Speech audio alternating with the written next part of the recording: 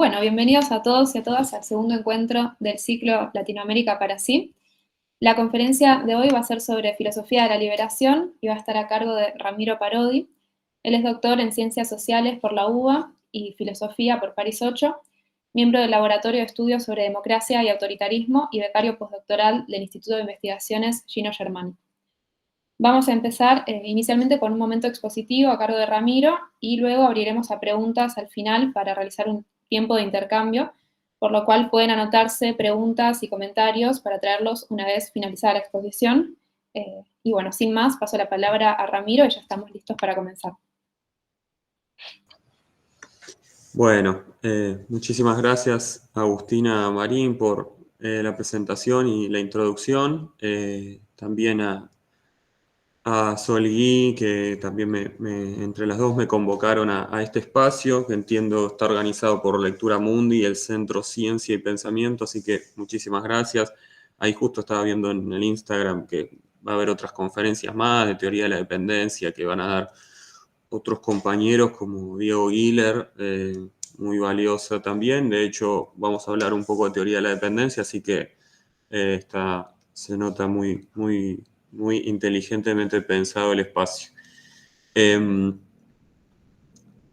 No mucho más para decir, si quieren arranco un poco con la conferencia. Nuevamente, bueno, muchas gracias por la invitación y a todos y todas, por favor, no duden en hacer preguntas. De hecho, incluso si hay algo que no se entiende y quieren interrumpir, yo no tengo ningún problema con eso.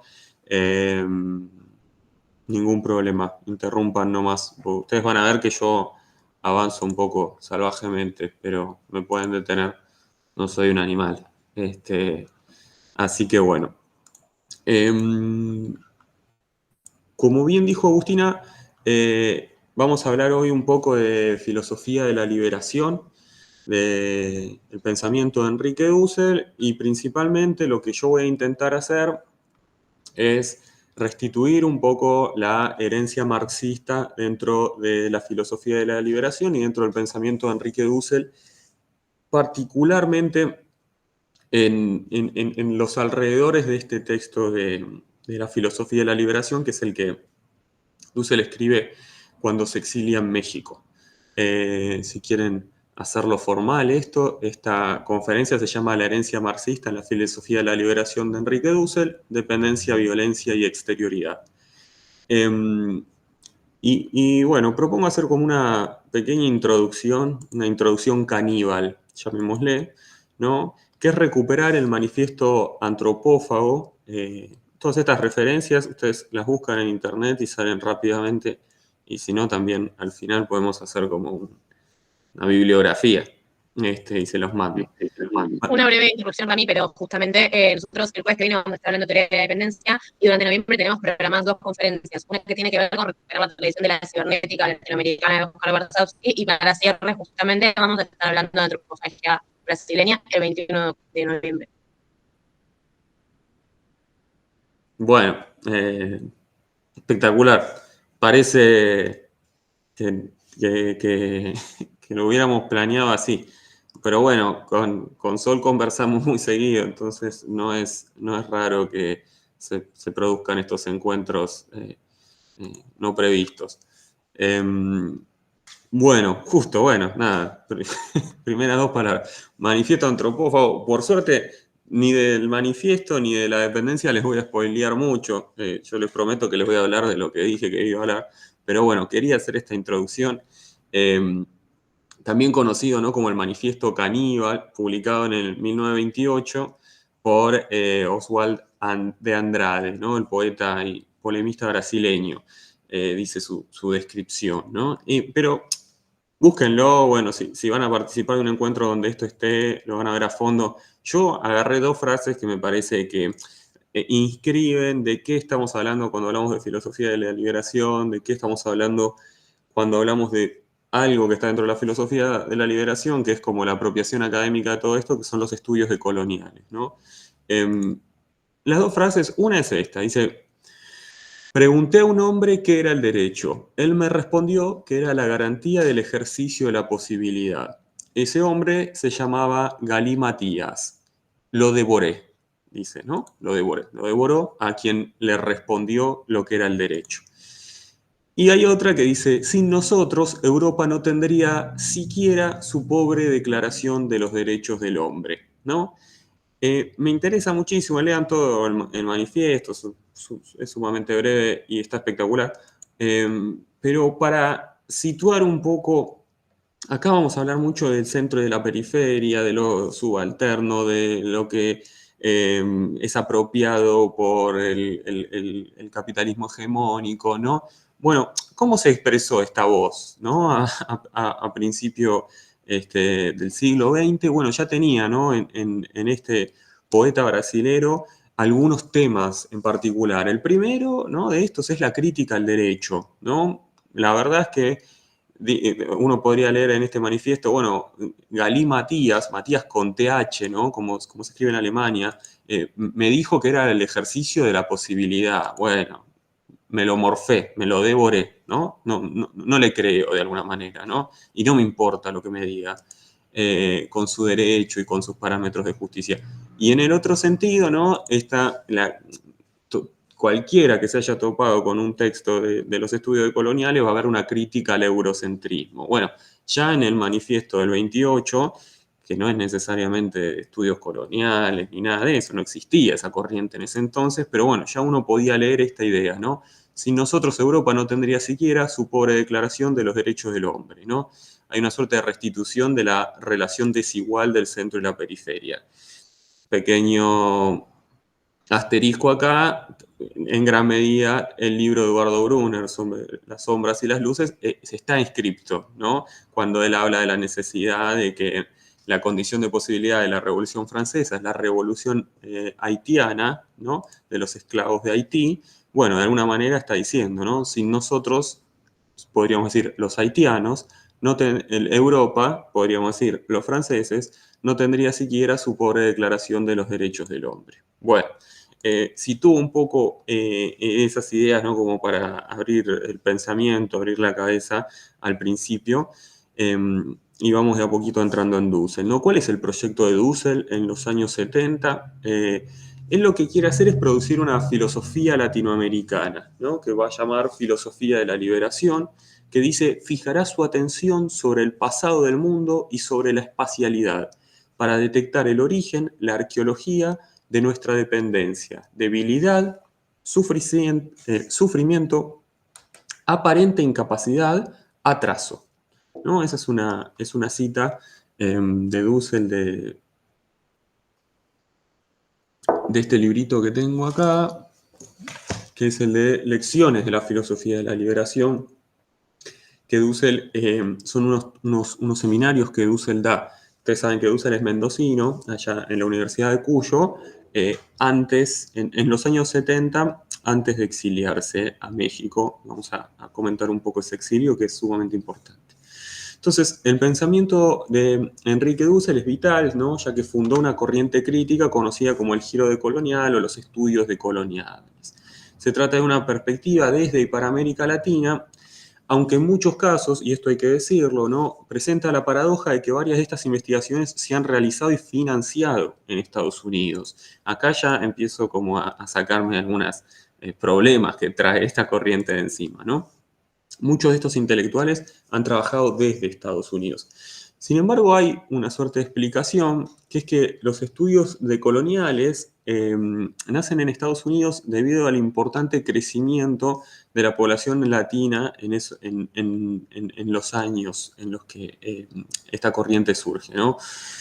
Si bien son estudios académicos, donde la dimensión pedagógica tiene un rol fundamental, están en permanente contacto con problemáticas de explotación, dominación identitaria y conflictos sociales. Por este motivo, el giro decolonial es la crítica al colonialismo, pero no se agota ahí, ya que actualiza con las urgencias de su tiempo presente. El giro decolonial, los estudios decoloniales tienen esta tensión permanente, ¿no? De alguna manera nacen en América Latina, nacen en las periferias, al menos el origen que nosotros le podemos situar, pero se inscriben luego formalmente sí, en las universidades, en las altas universidades de Estados Unidos. Y esto, bueno, será objeto de crítica permanente, ¿no? Pero bueno, tampoco es algo que a nosotros nos debería preocupar ahora. Estos estudios parten de un supuesto, ¿no?, que es que el mundo no ha sido completamente descolonizado. La primera descolonización, iniciada en el siglo XIX por las colonias españolas y seguida en el XX por las colonias inglesas y francesas, fue incompleta, ya que se limitó a la independencia jurídico-político de las periferias. Tengamos siempre presente a lo largo de este encuentro esta cuestión de, llamémosle así, como sospecha sobre el derecho, ¿no? Sospecha sobre esos criterios de justicia.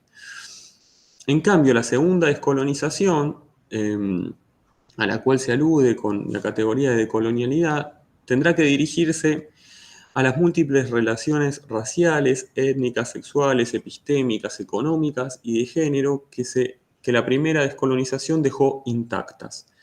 Como resultado, el mundo de comienzos del siglo XXI necesita una decolonialidad que complemente la descolonización llevada a cabo en los primeros siglos XIX y XX. Al contrario de esa descolonización, la decolonialidad es un proceso de resignificación a largo plazo que no se puede reducir a un acontecimiento jurídico-político.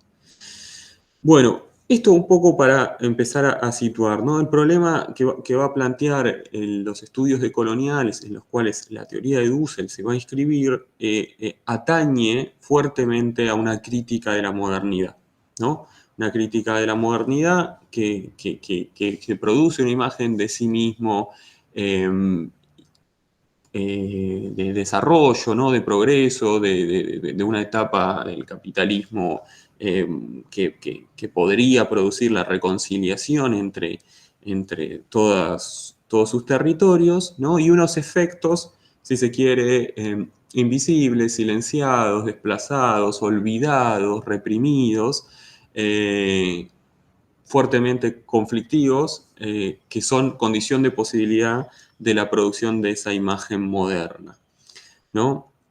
Entonces, de alguna manera quise empezar por el final. El final es, ¿no?, la consolidación de una corriente de pensamiento crítico que Dussel, junto a otros autores como Aníbal Quijano o Walter Mignolo, y con una infinidad de controversias, ¿no?, que han recorrido todas las latitudes del mundo, simplemente por nombrar a dos, Habermas, Gruner, pero también hay Otto Appel, qué sé yo, hay un montón de autores con los que esta corriente ha discutido. Bueno, este es el saldo, ¿no? Ya en 2024 tenemos un saldo de eso que comienza en el 70 y que nosotros vamos a repasar con la filosofía de la liberación, con su inscripción académica en los estudios decoloniales, ¿no? Y decía que quería empezar por el fondo, porque esa lectura, esa corriente de pensamiento es una corriente de pensamiento que uno puede hoy mencionar como relativamente hegemónica, ¿no? Dentro, obviamente, ¿no?, de las perspectivas críticas, de la teoría crítica. Y esa corriente ha tenido distintas lecturas. A mí me interesa particularmente el pensamiento de Dussel porque creo que es uno de los más polémicos, de alguna manera, uno de los más sofisticados y de los que más difícilmente se deja capturar por este dispositivo de homogeneización de las ideas que es el neoliberalismo de alguna manera, ¿no? La filosofía, la estructura filosófica del pensamiento de Dussel tiene algunas aristas donde resiste a ese motivo. No así otros, por ejemplo, y este es el motivo por el cual yo voy a hacer especial énfasis en la recuperación marxista de la filosofía de la liberación. Hay otros autores de esta misma corriente, por ejemplo, Walter Mignolo, que bajo la crítica, por ejemplo, del eurocentrismo, han dicho explícitamente que, por ejemplo, hay que dejar de leer el marxismo, ¿no? Hay que abandonar el marxismo porque el marxismo es eurocéntrico. Y el razonamiento que allí se produce es que el marxismo es eurocéntrico porque Marx era europeo, ¿no? Bueno, Dussel no es susceptible de ser reducido a esta simplificación, ¿no? Y yo creo que si bien es valedera una crítica a ciertas perspectivas eurocéntricas, eso que llamamos eurocentrismo debe ser pensado en términos complejos y no meramente como un dispositivo de geolocalización, ¿no? Porque entonces sería Por un lado, deshacerse de todo un bagaje conceptual sumamente importante, no solo el marxismo, por supuesto, pero sino por otro lado también como no hacerse cargo de que esa herencia, y por eso me importa la idea de herencia, yo ahí la retomo como en términos derridianos, ¿no? No es la herencia de un patrimonio, ¿no? De una cosa, sino que es la herencia de un conjunto de ideas, y esa herencia llegó, ¿no? El marxismo llegó a América Latina, nos guste o no nos guste, ha producido no solo libros, ¿no? Movimientos políticos, decisiones políticas, ha producido la consolidación de algunas naciones y el socavamiento de otras. Entonces, hacerse cargo de la herencia es hacerse cargo de aquello a lo que no podemos renunciar, y el marxismo es precisamente aquello a lo que no podemos renunciar. Pero mucho menos en estas circunstancias. Y ahí hay algo importante que mencionar, ¿no? Ya cada vez más cerca de Dussel. Dussel, yo les dije, voy a hablar de la filosofía de la liberación, ¿no? Que está ahí a fines de los años 70, que no es necesariamente el texto en el que Dussel más se dedica a hablar de Marx. Sin embargo, cuando uno lo lee, y si conoce un poco de marxismo, rápidamente entiende que hay algunos conceptos, algunas tesis, algunos principios relacionales que se están poniendo en juego. Pero años más tarde, sí, Dussel va a hacer ese movimiento. O sea, en los años 80 y a principios de los 90, Dussel se va a dedicar a pensar exegéticamente la obra de Marx, ¿no? Con con 4 libros, que los menciono rápidamente. El primero se llama La producción teórica de Marx, un comentario de los Grundrisse, ese es del 85. Del 88 hay uno que se llama Hacia un Marx desconocido, un comentario de los manuscritos del 61 al 63. En el 90, en los años 90, publica uno que se llama El último Marx y la liberación latinoamericana, y en en el año 92 va a publicar uno que se llama Las metáforas teológicas de Marx, ¿no? O sea que en el 85 y el 92, Dussel publica todo un corpus de textos dedicados solamente a la obra de Marx. Es decir, que es un autor que sabe, ¿no? que ha leído Marx. Después, los especialistas, así como muy obsesivos sobre Dussel, son como también muy especialistas en su biografía. Ustedes saben que Dussel es un tipo que fue contemporáneo a todos nosotros. Si no me equivoco, sí, efectivamente murió a principio de este año o a fin del año pasado, no recuerdo bien el mes. Entonces, bueno, se sabe mucho de su biografía porque básicamente sus discípulos están vivos y los trataba permanentemente, todos hablan maravillas de él como persona. Hace casi un año que falleció Dussel, casi un año, así que... Mirá, bueno, esto es una suerte de homenaje. Ya metemos todo. Ya. Espectacular. Bueno, sí, qué sé yo, la gente con la que yo me he cruzado, yo este año tuve la suerte de cursar allá en Mendoza con el grupo que él dejó, el de Flavio Teurel. Bueno, todos hablan maravillas de él como persona, ¿no? Obviamente como intelectual ya se sabe. Bueno, nada, decía esto, ¿no? Como que en el 85 y del 92 él se dedica a pensar en profundidad la obra de Marx, ¿no? Y a mí esto me llamó particularmente la atención, porque si uno hace una revisión de, por ejemplo, lo que se estaba pensando en Argentina sobre Marx en esos años, no es necesariamente el momento más marxista, llamémosle, del pensamiento crítico latinoamericano.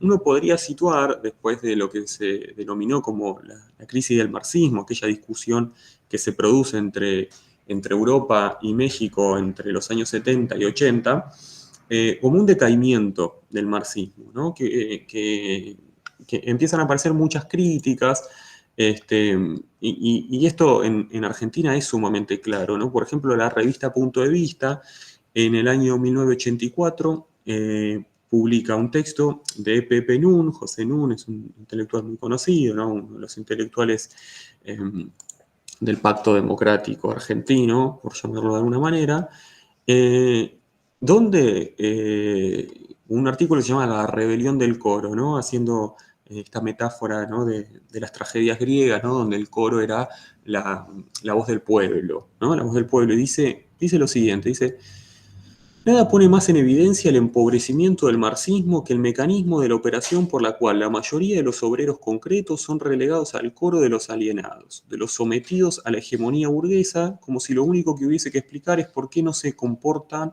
como se supone que deberían.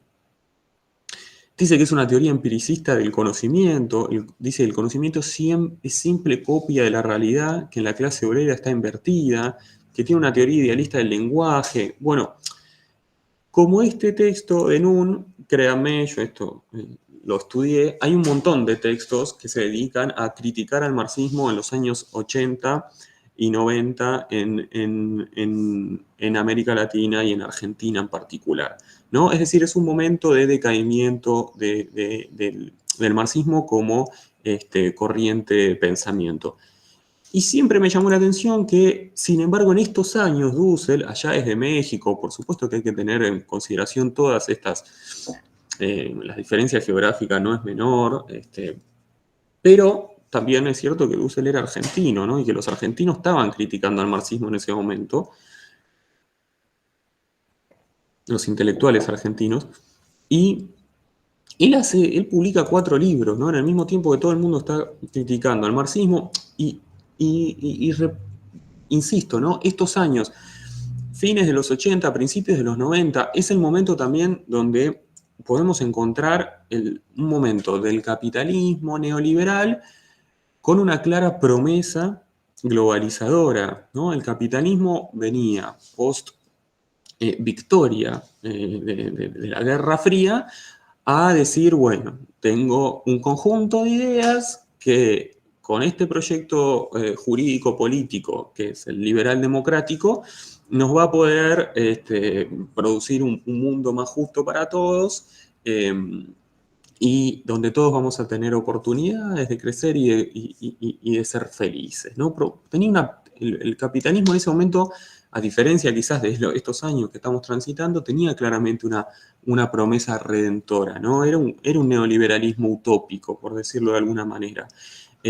Bueno, eso está basado en un montón de cuestiones, pero entre ellas la derrota del socialismo, ¿no? Derrotado el socialismo, estamos en condiciones de desarrollar el capitalismo ya concentrado en lo que realmente importa, ¿no? En la producción de cuadros técnicos, en la producción de democracias sólidas y formales. Lo cierto es que si uno repasa, por ejemplo, acá en Argentina, el discurso de Alfonsín de Parque Norte de 1985, se va a encontrar con todas estas ideas, si uno quiere verlo en Argentina. Si uno quiere ver cualquier paper, David Harvey, Williams, todo un conjunto de autores ya piensan que este es el momento, ¿no? Los años 80, 90 son los momentos de neoliberalismo, capitalismo utópico, ¿no? Entonces, acá está Dussel, ¿no? Que en este momento decide hablar de Marx y decide estudiar a Marx a fondo, ¿no? Y decíamos entonces, ahora yendo concretamente a la filosofía de la liberación y su herencia marxista, que este es un texto fundacional del giro decolonial y donde ya podemos encontrar el modo en el que Dussel hereda a Marx.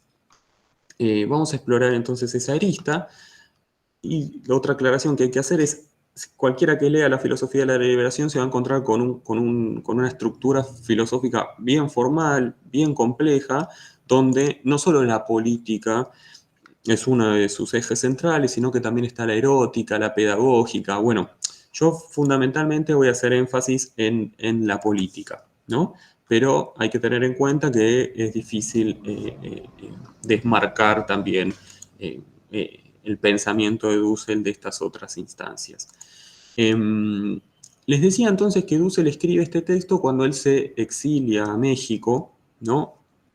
Antes está escribiendo estas lecciones de la filosofía de la liberación, de hecho no son escritos, sino que es un seminario que él da, donde ahí ya pone en juego todas las corrientes de pensamiento que va recuperando, como la teoría de la dependencia, como la filosofía de Lévinas, por ejemplo, y el marxismo también, ¿no? Dussel se exilia a México después de que el 2 de octubre de 1973 su casa fuera objeto de un atentado bajo las órdenes de López Rega, ¿no? Entonces llega, él siempre cuenta, esta es como una anécdota clásica entre los dusselianos, ¿no? Que él llega a México sin su biblioteca. Y parece un detalle menor, pero bueno, si uno lee la filosofía de la liberación, por eso también es difícil trabajar con ese texto, no hay como citas, ¿no? No hay referencias bibliográficas tan claras y evidentes, sino que lo que hay es claramente una puesta en juego de todo su saber y de un modo, si se quiere, un poco... No quiero decir descontracturado porque es sumamente formal el texto, pero sí hay algo del orden de las citas, de eso, donde los conceptos van apareciendo así como más recontrapropiados, ¿no? Lo cual está muy bien que así suceda. Pero bueno, en esa apropiación de lo que se apropia justamente, y esta es como un poco la idea mía,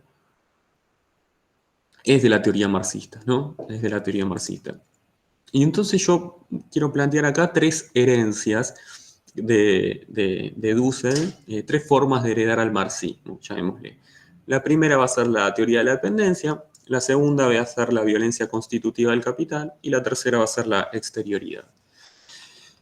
La herencia, la primera, que ustedes van a poder ver muy bien en el próximo encuentro, entonces voy a tratar de pasarla un poco más rápido, ¿no? Que es la teoría de la dependencia, ¿no? Y esto es recontra clave para entender la filosofía de la liberación dusseliana, porque si recordamos un poco, ¿no? La teoría de la dependencia nace bajo una pregunta muy sencilla, que es que ¿por qué América Latina no crece al ritmo de Europa y Estados Unidos, ¿no? Entonces, lo que se respondían, ¿no? Las teorías desarrollistas es que lo que había era un conjunto de países desarrollados y otros subdesarrollados, y que estos últimos podrían llegar a ser como los primeros si seguían una serie de pasos, ¿no? Crecimiento industrial, orden político, orden fiscal, estabilidad social, etcétera, etcétera, etcétera. Entonces, Dussel recupera las teorías de la dependencia que critican esta idea, tanto por el conocimiento que producen, como por los presupuestos epistemológicos desde los que parten, ¿no?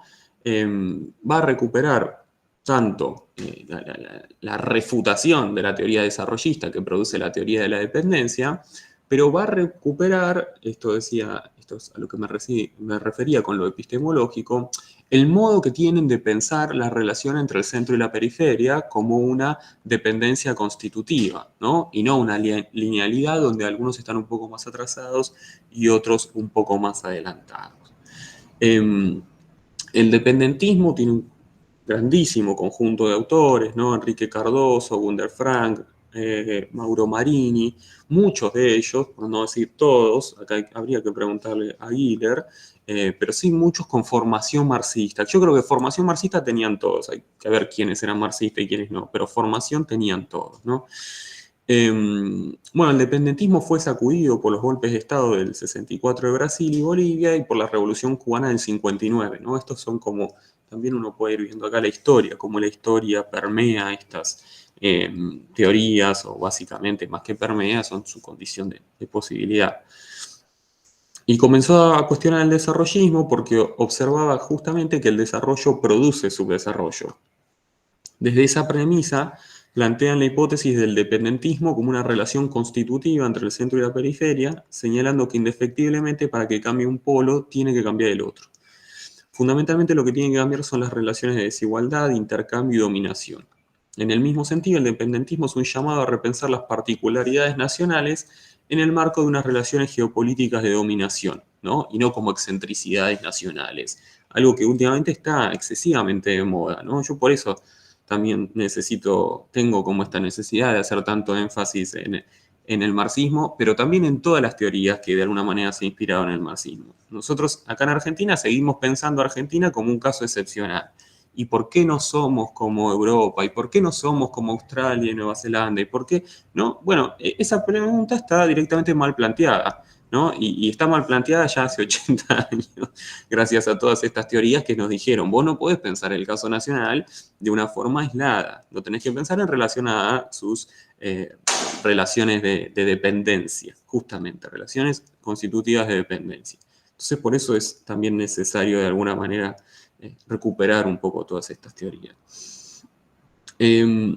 Bueno, entonces, lo que dice Dussel en un momento es, bueno, así como las teorías de la dependencia, que son teorías económicas, llamémosle, produjeron como su propia epistemología que repiensa las relaciones entre centro y periferia, nosotros, le decía, yo estoy hablando mucho de Dussel, pero obviamente él trabajaba con todo un conjunto de filósofos, hay un grupo de Bogotá se llamaba, ¿no? Todo un conjunto de filósofos algunos Roy, por ejemplo, que fue uno de sus discípulos, pero también Kusch, todos pensadores muy importantes, entonces, que fueron fundamentales para pensar la teoría de la liberación y la filosofía de la liberación. Bueno, entonces él lo que dice es eso, ¿no? De alguna manera, así como la teoría de la dependencia pudo replantear las relaciones entre el centro y la periferia, nosotros tenemos que hacer lo mismo, pero con la filosofía, ¿no? Y hay antecedentes especialmente pertinentes entre la teoría de la dependencia y la filosofía de la liberación, como las obras de Sergio Bagú, Rodolfo Stavenhagen y Samir Amin, ¿no? Lo son por el hecho de enfatizar la temporalidad colonial como un momento constitutivo en el que ambas corrientes teóricas pueden situar un comienzo reflexivo. Dice justamente Giller, que ustedes lo van a tener más adelante, la hipótesis de Bagú decía que la economía colonial se había estructurado en función de las necesidades de las metrópolis imperiales, teniendo como característica incuestionable la producción para el mercado mundial. Por ello, el régimen económico latinoamericano fue definido como un capitalismo colonial. Bagú es recontracitado en las lecciones de la filosofía por Dussel, ¿no? En esos seminarios que él da en Mendoza a principios de los años 70. Y siguiendo a Stavenhagen, el propio Giller señala que el autor abre el problema del colonialismo interno, al plantear que en América Latina el comportamiento de las burguesías nacionales era complementario con el de las oligarquías latifundistas, razón por la cual su crecimiento no implicaba un desarrollo. Valga la recuperación de esta problemática, ¿no? en nuestra actualidad, ¿no? Donde todo el tiempo estamos pendientes a ver de qué deciden hacer las burguesías nacionales, y en los últimos años han demostrado una serie de decepciones permanentes. Lo cierto es que, nuevamente, este problema de la burguesía nacional, en Argentina particularmente, pero uno puede pensar en Bolivia, sucede de una forma muy similar, y de hecho está problematizada de ese modo por Zabaleta Mercado. Siempre hay ahí como una expectativa de la burguesía nacional debería comportarse como la de Francia, y no se comporta como la de Francia, y fuga la plata afuera, y no la invierte en el país. Y bueno, nuevamente, quizás para explicar esas relaciones de clase, estas teorías económicas, estas teorías filosóficas dan algunas respuestas, ¿no? Entonces, esta concepción está impresa sin grandes matices en la filosofía de la liberación. Ahí mismo, dice Dussel, y le cito, las oligarquías criollas coloniales, fueran mestizas, negras o amarillas, y acá me permito hacer un breve paréntesis, es importante esta aclaración, ¿no? Para no fanatizarnos con no es fanatizarnos, ¿no? Pero no poner al identitarismo como la única determinación de las problemáticas sociales, ¿no? Porque el propio Dussel acá está diciendo, fueran mestizas, negras o amarillas, copiaron la filosofía metropolitana. Verdaderos títeres repetían después en la periferia lo que sus egregios profesores de las grandes universidades metropolitanas les habían enseñado, ¿no? Él ya está planteando acá, ¿no? El problema de las oligarquías criollas coloniales, ¿no? Y su comportamiento que es un atentado permanente contra los proyectos nacionales. Entonces, Dussel enfatiza fuertemente la cuestión nacional como el comienzo de la relación de dependencia. Dicha problemática es vital para el autor, como se observa en las lecciones de la filosofía de la liberación, donde señala que Samir Amin ha escrito un libro que se llama La acumulación a escala mundial. Dice Dussel, es un trabajo que muestra, desde el punto de vista de la ciencia económica, cómo este drenaje de plusvalía, que viene de las colonias, es el origen del capital del centro. Se produce en el siglo XX el pasaje del colonialismo hispánico al inglés, colonialismo que después pasará a manos de Estados Unidos y de otros. ¿no? Bueno, acá ya Dussel claramente hace como esta recuperación de las teorías de la dependencia, ¿no? Como para dejar de pensar en términos lineales de un centro que se desarrolla más rápido, más efectiva, más inteligentemente que una periferia, y empieza a pensar esta relación constitutivamente desigual, ¿no? Me interesa muchísimo esta metáfora, ¿no? El drenaje de plusvalía, ¿no? Bueno, obviamente a esto es a lo que me refería antes. Dussel no cita a Marx, pero cualquiera que haya leído un poco de Marx sabe que plusvalía es un concepto que inventó Marx, ¿no? Que repensó Marx, pero que sin Marx hubiera sido difícil que lo entendamos tal como se entiende ahora, ¿no? Entonces, bueno, el drenaje de plusvalía, ¿no? Claramente, esto Marx ya lo plantea en varios textos, pero por ejemplo, nosotros leemos mucho, acá en Argentina se lee mucho el capítulo 24 del Capital. Bueno, sí, habría que también leer el 23 y el 25, ¿no? Porque en el 23 Marx plantea ahí la acumulación a escala global, ¿no? Y sale de alguna manera de la fábrica y empieza a pensar las relaciones de producción a escala mundial, ¿no? Y entonces que las relaciones de concentración y las relaciones de desigualdad se producen a escala global, no importa tanto la fábrica en definitiva. Pero en el 25, él ya empieza a hablar de las colonias. Él ya en el capítulo 1 del Capital, ese que todos dicen que está bien escrito, que no, que es el que él terminó, el libro científico, bla. Bueno, ahí ya hay como un principio de esta teoría del imperialismo, ¿no? Él ahí cita los casos, por ejemplo, de cómo se va colonizando Australia y que los ingleses llegan ahí con un proyecto a desarrollar y como en realidad no había litigio por la tierra, no había tanto problema, no era un gran beneficio recibir una propiedad privada. Bueno, yo les sugiero que lo lean, es corto el 25, pero ya es como un antecedente espectacular para pensar esto que Dussel denomina, ¿no? Como el drenaje de plusvalía entre el centro y la periferia. Entonces, para cerrar esta primera herencia, ¿no? El pensamiento de Dussel, plasmado en la filosofía de la liberación, encuentra una relación fuerte con lo que el marxismo ha denominado como la determinación económica.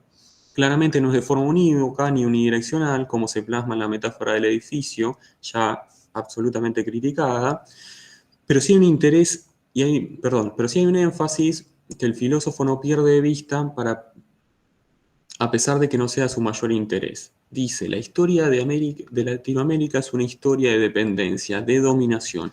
Es sabido, es evidente, pero la filosofía nunca ha pensado ontológica y metafísicamente este hecho de la dependencia de nuestro ser. Dependencia que no es solo económica, sino que es política, religiosa, cultural, antropológica.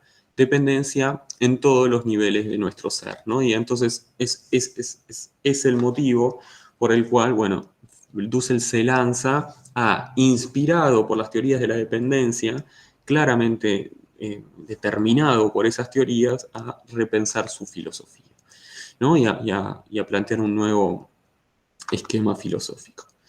Bueno, pasamos a la herencia 2, que denominé como la violencia constitutiva del capital. Tenemos hasta ahora, ¿no?, que Dussel hereda a Marx a través de las teorías de la dependencia, las cuales lo estimulan para comenzar a pensar un gesto epistemológico similar, pero ahora en el campo de la filosofía.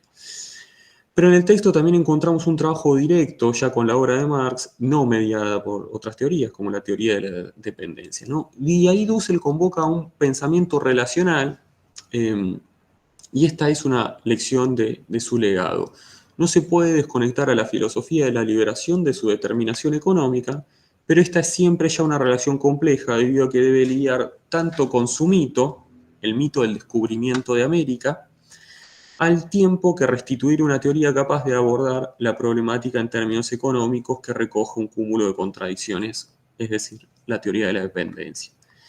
Bueno, como les dije recién, ¿no?, quien ya había producido un gesto similar, ¿no?, de crítica al mito y restitución filosófica fue el propio Marx en el capítulo, ahora sí, 24, la llamada acumulación originaria, donde desarrolla una contrahistoria que permite pensar el comienzo del capitalismo en Inglaterra a través de dos gestos: la crítica al mito de los sabios ahorradores y los ociosos perezosos, al mismo tiempo que la recomposición de la complejidad histórica de violencias que llevaron a la implementación del modo de producción capitalista, la propiedad privada y el trabajador, entre comillas, libre.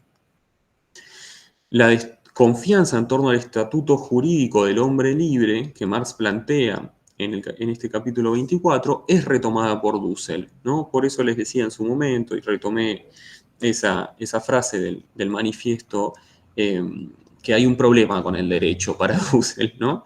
Y dice en la filosofía de la liberación, en nuestra sociedad el trabajador es, entre comillas, libre, pero no libre en el sentido que tenga libertad para, sino libre o falto de tierra, medios de producción y subsistencia.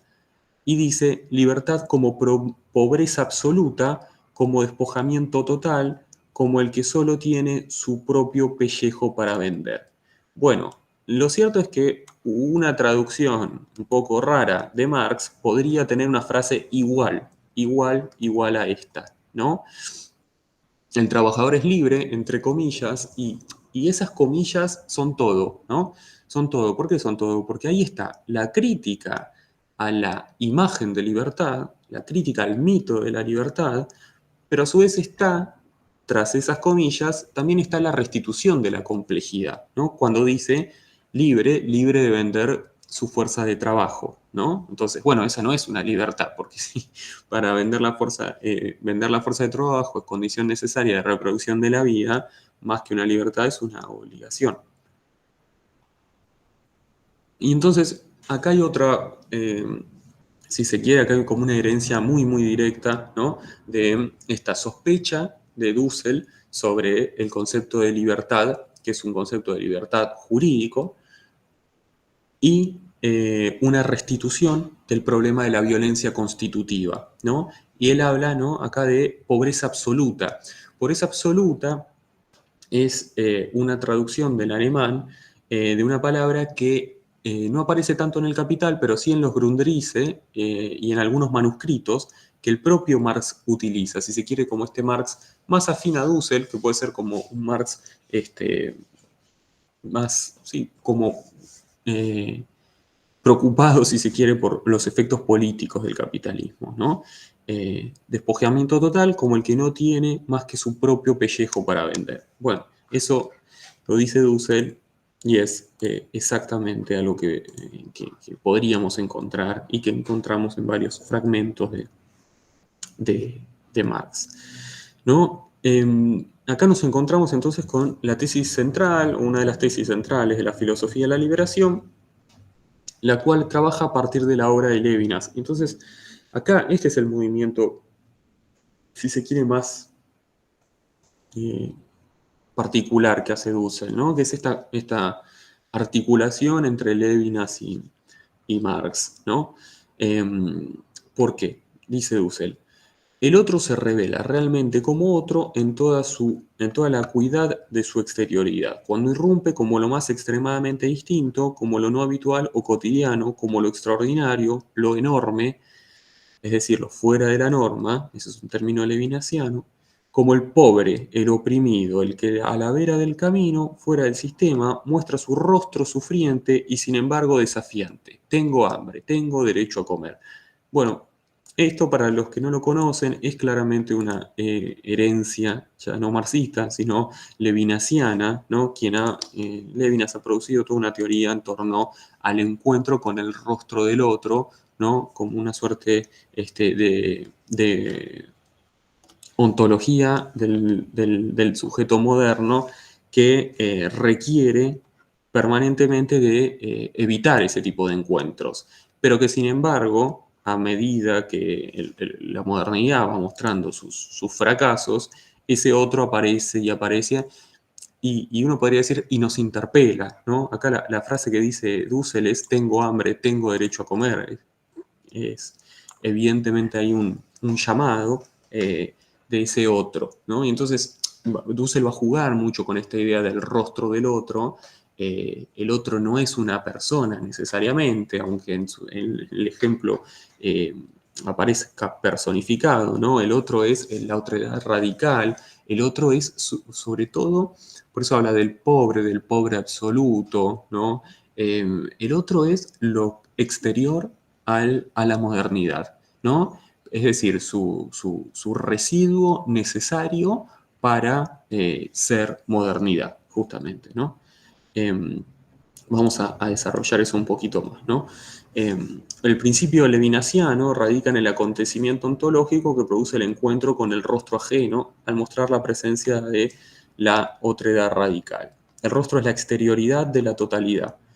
Esta cuestión es central para Dussel, tal como señala el especialista José Gandarilla, que dice lo siguiente: la tesis nuclear de Dussel es que la modernidad consiste en el manejo de la centralidad del sistema y que este proceso es construido no en el curso del siglo XVII, sino en el más largo siglo XVI. La Europa moderna no se erige por creatividad autorreferente, sino a un costo devastador. Esto es lo que me interesa señalar, a un costo devastador, fulminando los contenidos civilizatorios de los pueblos originarios de América y África con el despiadado trabajo obligado del indio y la imposición de la esclavitud a las gentes que son sustraídas de sus comunidades con la trata de negros.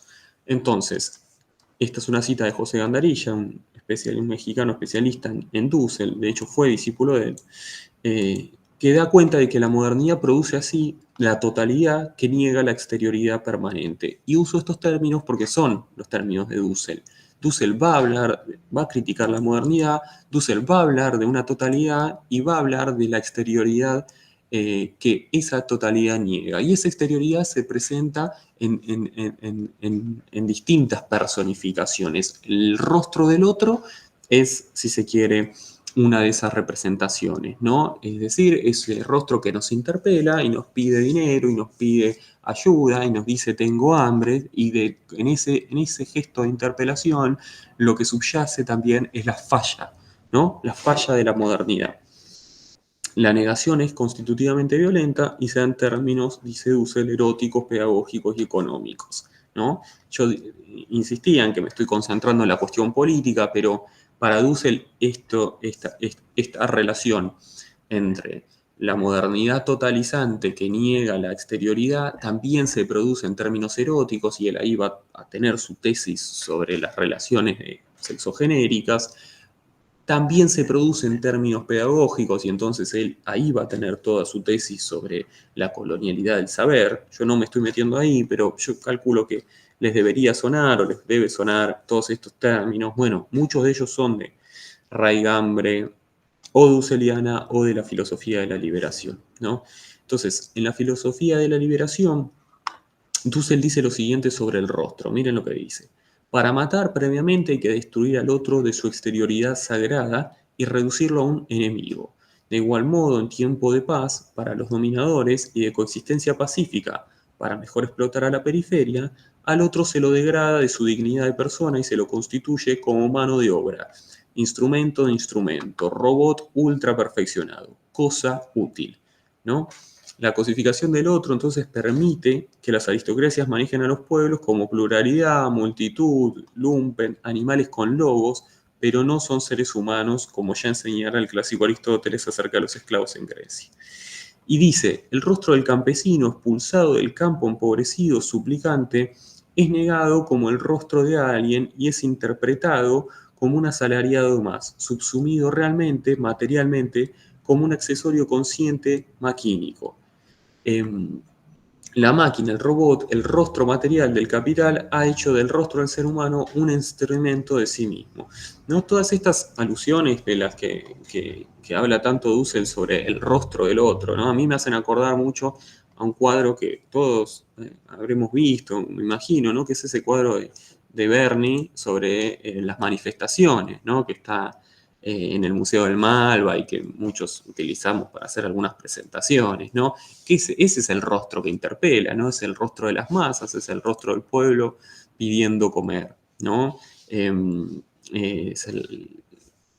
Lo que parecería decir Dussel ahí es que en esa aparición, ¿no?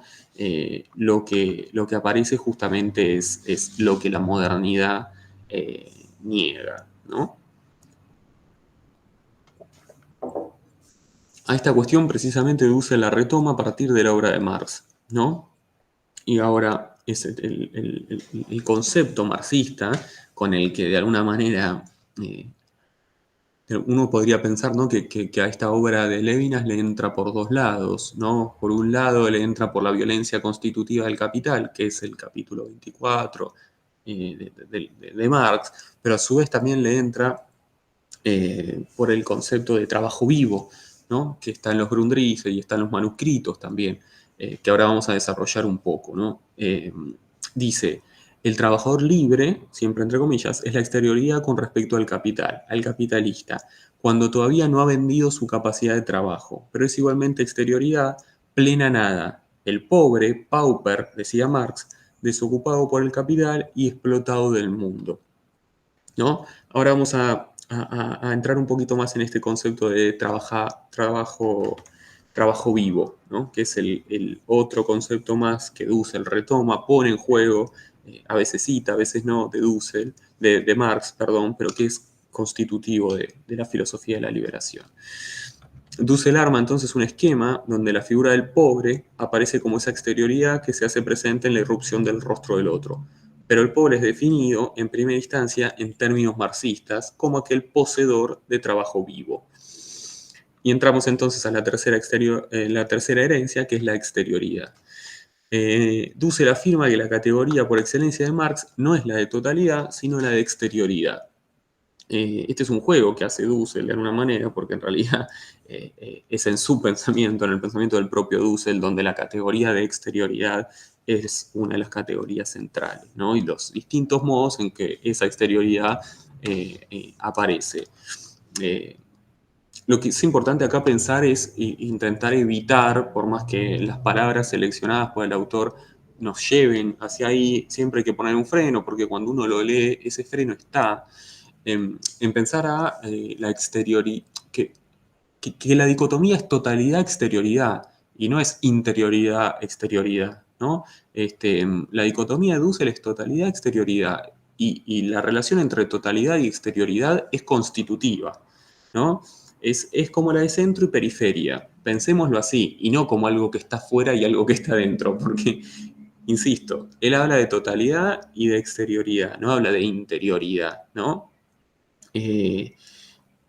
Eso con el fin de no perder, porque a veces el gesto que muchos de estas corrientes de pensamiento han tendido a hacer es pensar a la totalidad como una interioridad donde está todo mal y son todos feos, y a esa exterioridad de alguna manera absolutamente idealizada, ¿no? Y entonces ahí entran todas las teorías de idealización de todo aquello que tenga algún mínimo conflicto con esa interioridad. Bueno, el pensamiento de Dussel no va hacia allá, yo les acabo de mostrar. Él no idealiza ni lo mestizo ni lo indio, no idealiza eso. Dice que son exterioridades necesarias.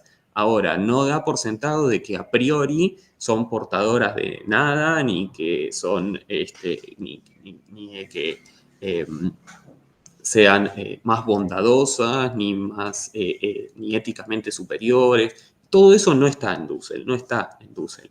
Entonces, por eso insisto en pensar, la dicotomía es totalidad-exterioridad. Y ahora vamos a meternos ahí. Entonces, ¿qué es la exterioridad? Dice, es un punto de vista, la exterioridad es la condición práctica de la crítica a la totalidad del capital. Él dice, es un afuera práctico. Y a su vez lo define como la condición negada del capital. Dice, pero además, esa exterioridad es el lugar de la realidad del otro, del no capital, del trabajador viviente en su corporalidad todavía no subsumida en el capital. Dice, es el trabajo vivo no objetivado. Esto es Marx, recontra Marx, ¿no? Esto ya está, por ejemplo, en los manuscritos del 44, que miren cómo Marx define ahí este trabajo vivo no objetivado. Dice, fantasmas que vagan fuera del reino de la economía política, es decir, aquello que la economía política no puede ver. Recordemos que la economía política es el rival teórico de Marx, ¿no? Contra su economía materialista, él pelea contra la economía política. Entonces, la economía política no puede ver a esos fantasmas que vagan fuera de su reino, que son los portadores de trabajo vivo no objetivado. Y él los define como el trabajador que no trabaja. Por eso dice que el hombre que no trabaja es lo que está fuera del capital, es su exterioridad. lo que no reconoce, lo que el capital no reconoce, pero que la economía política no puede ver, ¿no? Estos son, como la economía política, estos los define como, qué sé yo, desempleados de alguna manera, ¿no? O ni siquiera los registra. ¿Cuál es el punto acá? ¿No? ¿Cuál es el punto? ¿Cuál es el punto de que del trabajo vivo no objetivado? Bueno, Dussel dice que el trabajador que no trabaja, ese fantasma que la economía política no puede ver, es el otro que la totalidad no reconoce o que considera nada. Dice, pero el trabajador que no trabaja no es un desempleado, sino el trabajo vivo aún no subsumido al capital. Es decir, que para Dussel había un estadio previo a la relación laboral capitalista, residuo de un modo de producción anterior, que habita el capitalismo en tanto, dice él, cuerpo desnudo de todo objeto, pobreza absoluta. Es el otro el capital que crea valor desde la nada, en tanto otro es externo al capital, pero en esta exterioridad radica su posibilidad de reproducción. Me detengo un poco acá, ¿no? Porque esto también es como teoría del valor marxista.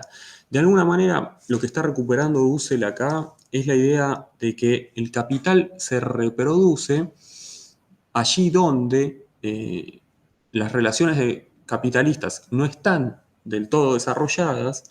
Esto lo dice, por ejemplo, Rebecca Carson en la actualidad, ¿no? Como esta relación constitutiva entre el capitalismo y lo no capitalista. Y lo no capitalista es eso que todo el tiempo el capitalismo produce. No son zonas raras, aisladas del centro, ¿no? No es una metáfora territorial, sino que más bien una metáfora bélica. Es el propio capitalismo el que produce zonas no capitalistas. Esto se ve como claramente, hoy en la actualidad esto es muy visible. La reproducción y reproducción y reproducción de trabajo informal, de trabajo no registrado, de trabajo en los márgenes del borde jurídico o directamente de trabajo esclavo, ¿no? La verdad es que si uno basta ver algunos documentales de cómo se reproduce la industria textil en talleres en China o en India, bueno, ahí está claramente, o las maquilas en México, bueno, hay claras evidencias de que el capitalismo, es decir, la promesa del sistema político, liberal, económico y jurídico, requiere de relaciones antagónicas con lo jurídico, como son esos talleres clandestinos, esos talleres textiles. Bueno, lo que está pensando Dussel en este momento es que el trabajo vivo justamente es aquel que todo el tiempo es requerido por el capital por no estar aún subsumido ahí, pero que es condición necesaria de este. Ahora, lo que él está diciendo es que ese trabajo vivo, ese trabajo no capitalista, es el donde anida, si se quiere, la posibilidad, eso Dussel le adjudica como una potencia política a ese trabajo vivo, ¿no? A aquellos trabajadores vivos de alguna manera. Es decir, que allí radica, si se quiere, la posibilidad de subvertir el propio orden capitalista, ¿no? Evitando que ese trabajo devenga trabajo muerto, es decir, trabajo asalariado. Bueno, de ahí que el énfasis de Dussel va a estar siempre puesto en todos estos sujetos periféricos, ¿no? Sujetos portadores de trabajo vivo. Tesis central, entonces, de la filosofía de la liberación, Dussel opone a la lógica de la totalidad, dice que es asesina e inmoral, la experiencia cara a cara, que posteriormente llamará como la lógica de la alteridad, que supone el encuentro con el otro. El discurso de la totalidad se ha constituido bélicamente a través de una operación de naturalización de su sentido, su proyecto y su fundamento, va a decir. Hay una cita interesante acá, ¿no? Que es que él en un momento dice, la ontología esa de la modernidad está manchada de sangre. La ontología se mancha de sangre, significa que ahora está comenzando a encubrir todo lo que sea el mundo. Tapa el sentido real del mundo a la vez que niega el mundo del otro, ¿no? El mundo del rostro del otro.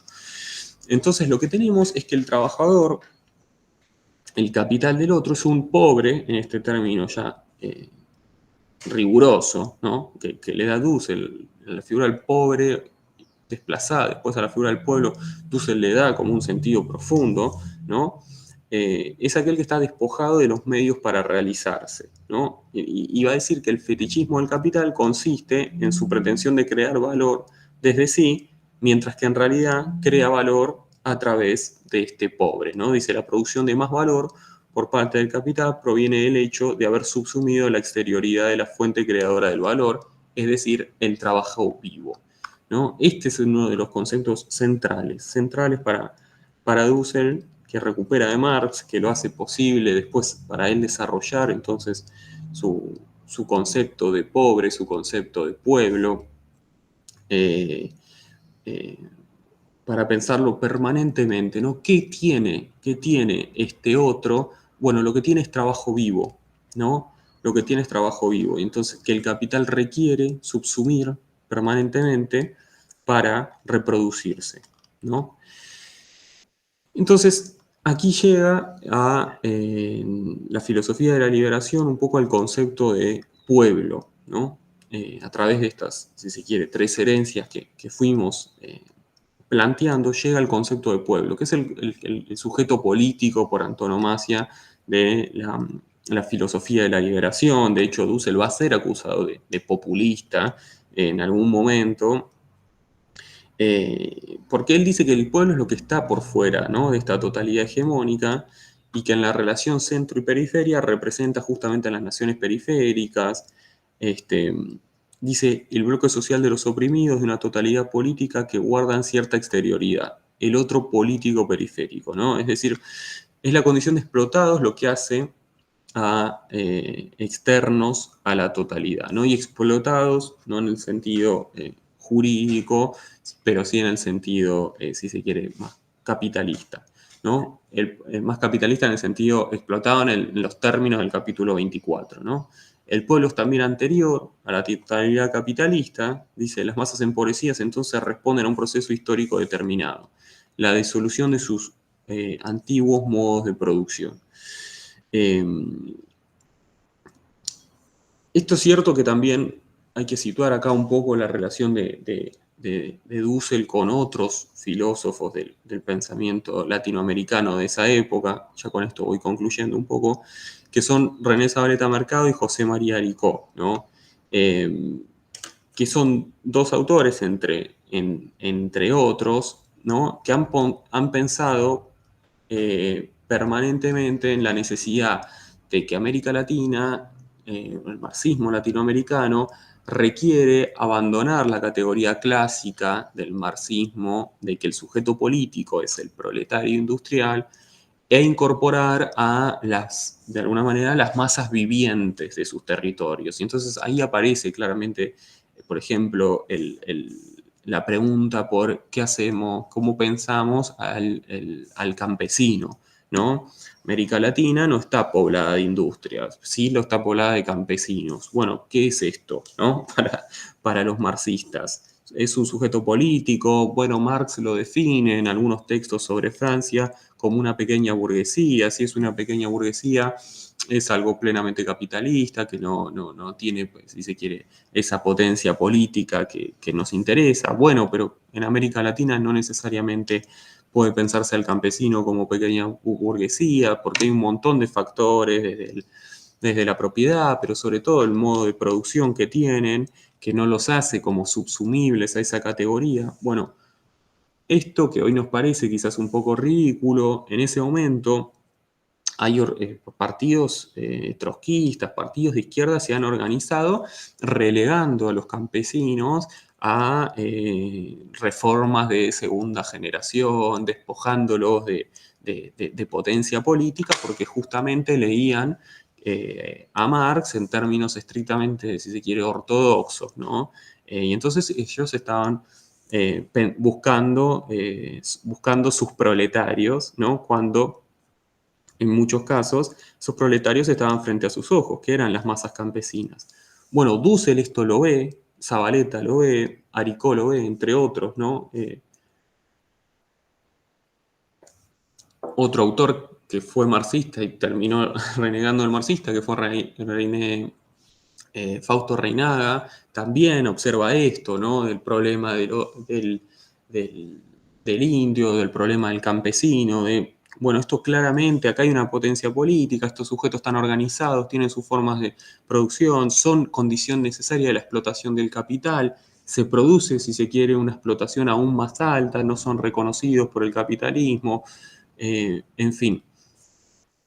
A esto iba con que Dussel observa particularmente esta clase de sujetos políticos, ¿no? Esta clase de sujetos para pensar su concepto, si se quiere, más profundo de pueblo, ¿no? El pueblo son las masas campesinas, pueblo por supuesto que también son las masas obreras, ¿no? Y son, si se quiere acá, sí me gustaría plantearlo como de este modo, ¿no? Como exterioridades inmanentes, ¿no? O exterioridades necesarias, ¿no? La totalidad no puede vivir sin estas exterioridades, del mismo modo que el centro no puede vivir sin la periferia. Entonces resulta fundamental resaltar esta cuestión, sobre todo cuando Dussel habla de lo externo a la totalidad, está hablando de un externo constitutivo, portador de una potencia política no totalizante, pero por su alteridad histórica, dice, es fuente creadora de valor, ¿no?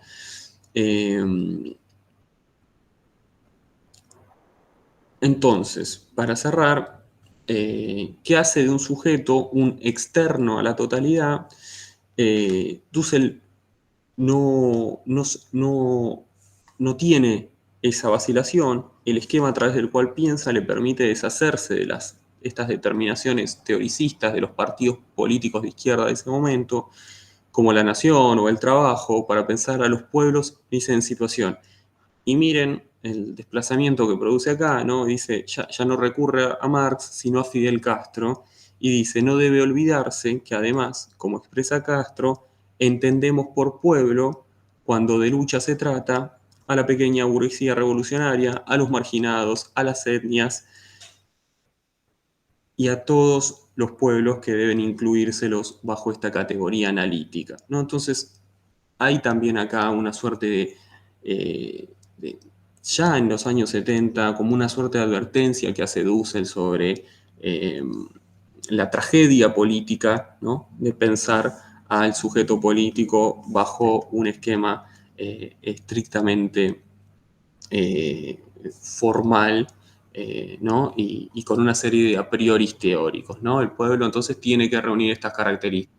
Y si en Mi Nación no está así descripto, bueno, entonces hay que esperar a la revolución para que este pueblo llegue, ¿no? Toda una serie de discusiones que han sido trágicas en nuestra región y que hoy y que ya Dussel y varios de estos autores en ese momento advertían como desvíos, si se quiere, políticos.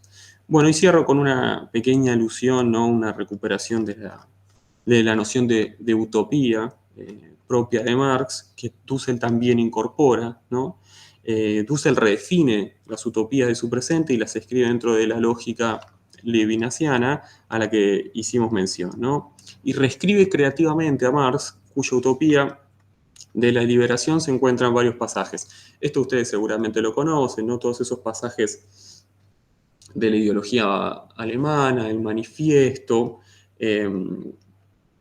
donde Marx habla, ponele, ¿no? De que la sociedad comunista es la única sociedad en la que el hombre libre desarrolla a los individuos, deja que estos pesquen por la mañana, se dedican a la crítica por la tarde.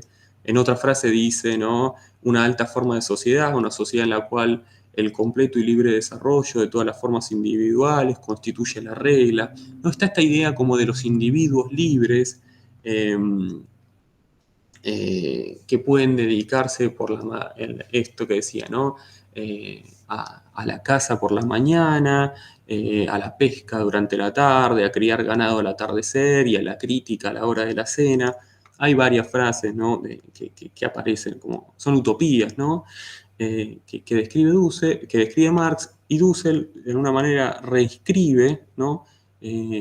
Esto del siguiente modo, ¿no? Su utopía es la siguiente, dice: una comunidad de seres humanos cara a cara, sin opresiones, sociedad utópica de los prójimos, que no son un nosotros porque producen bienes para un mismo mercado, y acá hay una, sí, ¿no? Como la crítica al capital está permanente, ¿no? Sino que son un nosotros por la práctica de la proximidad originaria. Bueno, dejo por acá con esta cita dusseliana sobre la utopía y cómo la reescribe a partir de Marx, ¿no? Es bastante similar, ¿no? Pero bueno, dejo para si hay preguntas, si hay alguna cuestión que no se entendió. La verdad es que es una, no sé si seguramente saben, ¿no? O sea, Dussel tiene publicados, no sé, qué sé yo, qué sé, más de 50 libros, traducido en todo el mundo. Es por momentos muy inasible, pero sí quería hacer mucha mención a esto, ¿no? Como que desde, si bien hay estudios que demuestran que al principio Dussel era crítico de Marx, ya en la filosofía de la liberación, piensan que Dussel nació en los años 40 y ya a los 20 años ya estaba escribiendo, pero ya en la filosofía de la liberación él ya ya incorpora todo este andamiaje conceptual, ¿no? Ya está la noción de violencia constitutiva, la relación con las teorías de la dependencia, la crítica al sujeto libre, es decir, la crítica al derecho. Está también el concepto clave, que es el de trabajo vivo, ¿no? Bueno, y con todo eso, él va a desarrollar todos sus distintos esquemas filosóficos. Pero bueno, creo que nada de eso hubiera sido posible sin este modo de heredar a Marx. Así que bueno, si hay alguna pregunta, alguna duda. Bueno, muchas gracias, Ramiro, por la exposición. Yo tengo alguna pregunta, pero también abrimos el espacio para quienes quieran preguntar, puede ser por el chat o pueden abrir el micrófono directamente y hacen sus preguntas, comentarios. Por ahí arranco con la mía. Justo que terminaste con la parte de la utopía, era lo que estaba pensando, siguiendo el camino que estabas trazando, y pensaba en la noción de transmodernidad, cómo cristaliza algo de eso quizás, que también me parece interesante que la transmodernidad para Dussel, como habla de un periodo que se hubiera iniciado al mismo tiempo de la modernidad, como otra historia que no fue contada, justamente relacionada con esta noción de exterioridad del tercer punto, pero también tiene un carácter utópico. No sé, quería saber qué pensás sobre eso, si es que lo tienes, si es que está ahí tan visible para vos, o qué pensás, bueno, si está relacionado con esta idea. Sí, plenamente. En los últimos, bueno, no sé si en los últimos años, pero seguro, en este siglo Dussel se dedica a ese concepto de transmodernidad, ¿no? Como una suerte de contrahistoria de la modernidad, ¿no? Pensemos que la crítica a la modernidad para Dussel va a requerir, si se quiere, este proyecto alternativo, que es interesante como lo plantea, porque si bien tiene algo muy propositivo, ¿no? Que es toda esta idea del diálogo sur-sur, ¿no? De la necesidad de recuperar, viste que él habla de, bueno, deshacernos de una serie de falacias, ¿no? Y dice, bueno, por ejemplo, que la filosofía comienza en Grecia, ¿no? Dice, bueno, eso es una idea fuertemente moderna, fuertemente occidental, que lo único que ha producido ha sido la opresión de los saberes de otros pueblos. Bueno, y entonces él lo que hace es como una restitución de otros comienzos de la filosofía. A mí lo que siempre me interesa, me parece muy valioso de él, es que en ningún momento dice la filosofía griega no sirve para nada, ¿no? como el gesto que muchos si se quiere, a veces apresurados producen, ¿no? Por el contrario, si vos ves, él sigue citando Aristóteles, sigue citando, pero lo que sí es como que su proyecto es como de una apertura permanente, ¿no? Apertura permanente. Y en estos textos que él tiene sobre la transmodernidad, los diálogos sur-sur, apuntan un poco a eso, ¿no?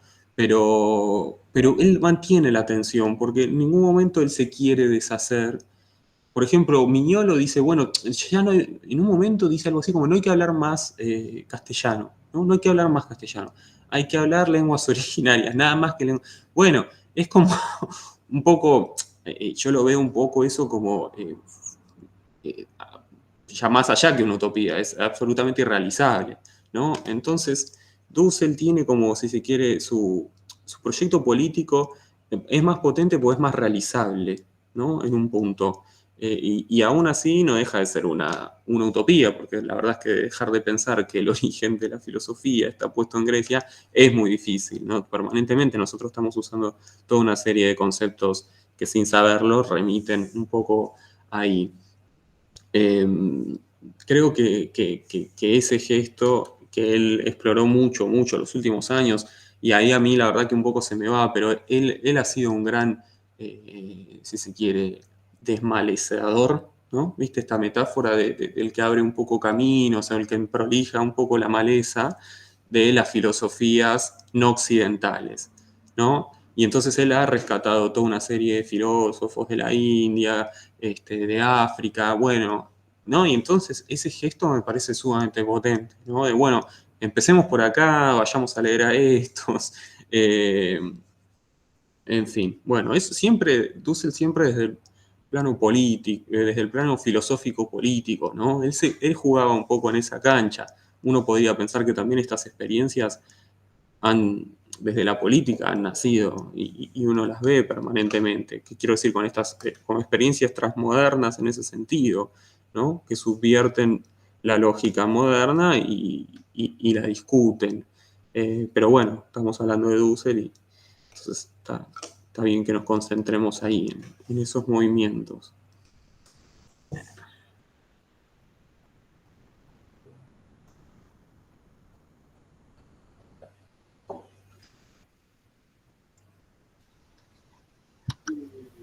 ¿Alguien más tiene alguna pregunta, comentario? Sí, a mí me gustaría hacerle algunas consideraciones, preguntas, un poco de todo. Vos leíste al principio algo que a mí me pareció bellísimo, ¿no? Primero te tengo que agradecer porque de Dussel tenía el conocimiento así muy superficial, lo había escuchado mencionar, pero no todo lo que vos acabas de decir, que es sumamente interesante, y me remite a otros autores, de repente, para algo que te voy a decir después. Pero lo que dijiste al principio, este texto que leíste y lo reitero, pregunté a un hombre lo que era el derecho. Él me respondió que era la garantía de ejercicio de la posibilidad. Ese hombre se llamaba Gali Matías. Lo devoré. Yo me quedé pensando en la palabra Gali Matías, que acá está escrito como un nombre, pero que a mí me remite a otra cosa, a un concepto de algo confuso, y lo relaciono con algo que vos dijiste, ¿no? Esta crítica con respecto al derecho, el problema con el derecho, como vos lo mencionaste, si no está haciendo, bueno, tomaste esto precisamente por ese lado para problematizar un poco la cuestión y visualizarla así. Sí, sí, plenamente. La verdad es que lo de Gali Matías es probable que haya una referencia más. Eso se lo tienen que preguntar a la persona que haga el encuentro sobre antropofagia, me parece bien. A mí, si hay algo ahí, se me escapa. Sí me había llamado la atención de que Matías, viste, lo puse con TH, de por Claro. sí, Matías sin H, bueno. Claro, No, leído todo junto queda Galimatías. claro. Algunas veces sí se escucha, por eso lo vinculé con esa idea. Sí, algo bien occidental, ¿no? Me parecía, ¿no? El Matías con H, así se habla en Alemania, el Matías se escribe con H, bueno, como el centro de Occidente, uno de sus centros, ¿no? Y es justamente esto, ¿qué es el derecho? Bueno, no me importa, no me siento interpelado por esa idea, Claro. al punto tal de que te devoro, ¿no? Como esto. Como este concepto de lenguaje confuso que es el Galimatías. Después hablaste, yo traté de anotarlo, el rostro ajeno, la otredad, el otro se lo degrada a su exterioridad para matarlo. Te quería preguntar de cuál de las obras de Dussel estás citando estas frases. Yo para hacer este laburo hice sobre todo dos. Filosofía de la Liberación es como el centro, y este otro que es el de Lecciones de Filosofía de la Liberación, que son las clases que da antes. ¿Por qué hice esto? Porque en Filosofía de la Liberación, como les decía, está escrito como... Eso lo cuenta él, no sé, hay que creerle. Pero él dice que lo escribe, dice, sin bibliografía. ¿Qué quiere decir eso? Como que no tiene las citas perfectas. Bueno, en el seminario están mejor reconstruidos todos esos. Y es el seminario que da antes de exiliarse. Y la verdad es que, humildemente, es lógico pensar que uno da clase de algo y después escribe un libro. Entonces, más allá de que él dice efectivamente que las lecciones de la filosofía salen de ahí. Y ahí está todo, igual toda la obra de Dussel permanentemente está la centralidad del pensamiento de Levinas y este concepto, ¿no? Que uno podría incluso enmarcar desde cierto humanismo, ¿no? El rostro es un concepto. Para Levinas el rostro es un concepto y para Dussel el pobre es un concepto, no son categorías livianas. Entonces, el rostro es lo que produce la interpelación, ¿no? Y la interpelación es el llamado a escuchar los crujidos de la modernidad, ¿no? Todo lo que la modernidad requiere para ser modernidad, pero que en el mismo momento en el que requiere todo eso, quedan de alguna manera borrado ese proceso, ¿no? Entonces, el pensamiento de Dussel se juega un poco en esas coordenadas, ¿no? Lo que se requiere es lo que es explotado, pero lo que es explotado es lo que queda invisibilizado. Y ahí uno podría pensar, bueno, el pobre está ahí, la aparición de esa exterioridad es a través del rostro, el trabajo vivo está ahí, la utilización de esa exterioridad es el trabajo muerto, ¿no? Y entonces son las incorporaciones que la totalidad hace de la exterioridad para reproducirse como totalidad. Esa totalidad es denominada modernidad por Dussel. Y algo más te quería preguntar, cuando hablaste lo trajiste a términos de pensadores, básicamente teniendo en cuenta nuestro continente. La pregunta es si dentro de todos estos pensadores no cabe digamos, pensarlo o introducir el pensamiento de Mariátegui, que me parece una figura que hay que reivindicar, que hay que estudiar más profundamente, ¿no? No, plenamente. Te digo más, Dussel lo menciona a Mariátegui varias veces, pero plenamente. O sea, Mariátegui es además él ha tenido la virtud, ¿no? de vuelta. Era un militante, pensaba el marxismo, pero a su vez es uno de los que introduce, si se quiere, o al menos los más conocidos, que trae esta problemática por lo indígena, ¿no?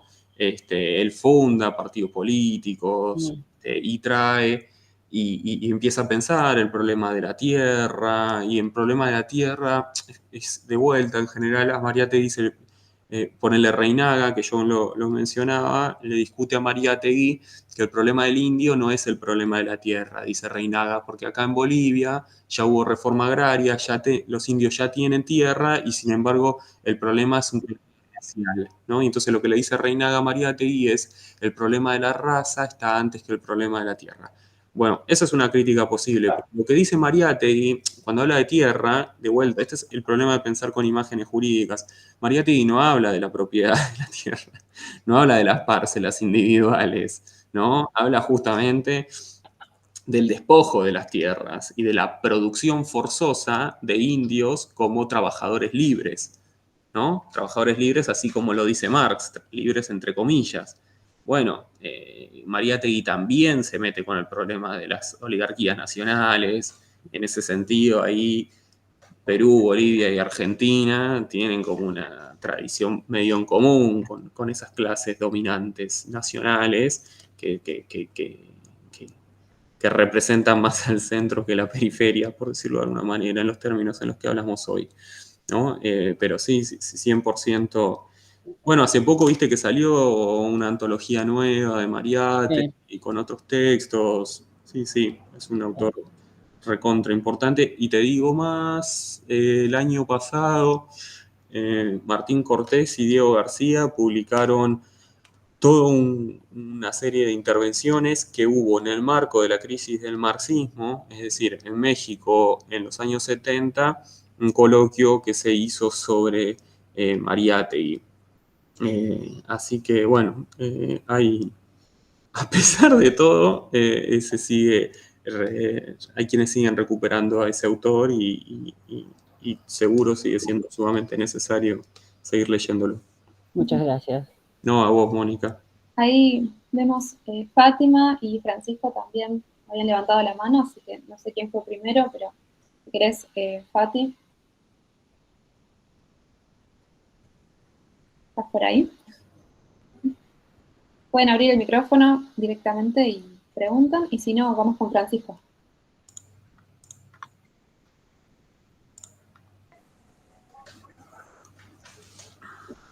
¿Qué tal? Qué hermoso e interesante toda la disertación. Tardé en abrir el micrófono. Por un lado, mientras lo escuchaba Ramiro, pensaba en la importancia que tiene Dussel y su filosofía de la liberación, y como lo introducían al principio de la charla en esto del pensamiento crítico. Pensaba también que hoy en día los estudiantes en las facultades tienen por retórica hablar de la decolonialidad. Y de repente pareciera que Dussel es decolonial y estos 50 libros que Ramiro comentaba como que son los aproximados que ha escrito Dussel, o sea, es una obra realmente magnánima. Y una recepción inédita del marxismo también por parte de él. Y pienso que como que tambalea el pensamiento crítico hoy en las universidades por parte de los estudiantes y de los estudiantes porque se lo reduce a el giro decolonial. No tenemos en cuenta de que Dussel pensó y escribió antes, si bien se inscribe después en el giro decolonial, hay que ver de qué modo y con qué límites. De hecho, este año tuve el agrado de conversar con Miñolo y de hecho él, si bien ahora tiene 82 años, me parecía curioso que me diga que no pertenecía al club al que pertenece Dussel, ¿no? Eso por un lado, como para... o sea, escuchaba a Ramiro y confirmaba esto, la importancia de Dussel. Y quizás la simplificación que se hace hoy en día en hablar en términos decoloniales como si fueran los únicos. He escuchado a compañeros decir que Scalabrini Ortiz, por ser antiimperialista, es decolonial.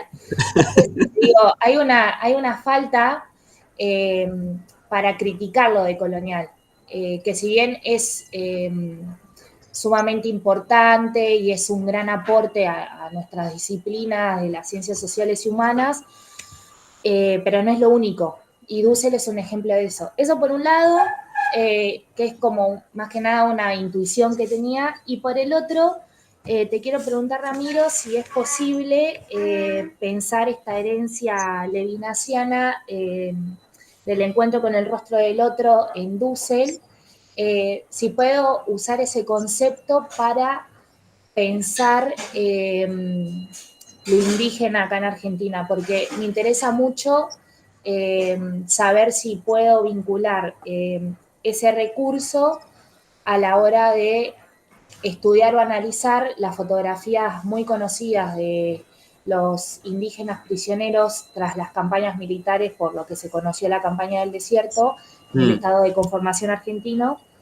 Si puedo jugar con ese concepto de Dussel a través de Levinas a la hora de pensar esas fotografías donde realmente hay autorretrato, o sea, es el choque con, ni siquiera el encuentro, el choque con esos rostros, ¿no? Eso. Bueno, Fátima, bueno, gracias por la intervención. Sobre el primer comentario hago otro comentario, porque me tiento, que es que, yo trabajé en los últimos años, sobre todo con la obra de Álvaro García Linera, y hace un par de años me puse a leer un poco más a Dussel, fundamentalmente, y a Quijano y a Miñolo también los he leído, pero sobre todo a Dussel. ¿Por qué? Porque me enteré justamente de estos 4 textos que yo desconocía, ¿no? que escribe sobre Marx. Y entre García Linera y Dussel, a pesar de que hay 300 millones de diferencias, hay un punto en común, que es que los dos hacen teoría marxista en el momento de declive de la teoría marxista. Pero hacen teoría, cuando yo digo teoría marxista, lo que quiero decir es que hacen, ¿cómo decirlo? De una forma, como que recuperan los conceptos para seguir pensando dentro de esa misma lógica, sin necesariamente de repetir esos conceptos, ¿no? Arman otros conceptos con eso, como yo les acabo de mostrar. Lo de Dussel no es solo Marx, hay un montón de autores dando vueltas por ahí, de problemática. Bueno, García Linera hace lo mismo, de formas muy distintas, incluso con otros conceptos, pero el gesto es el mismo.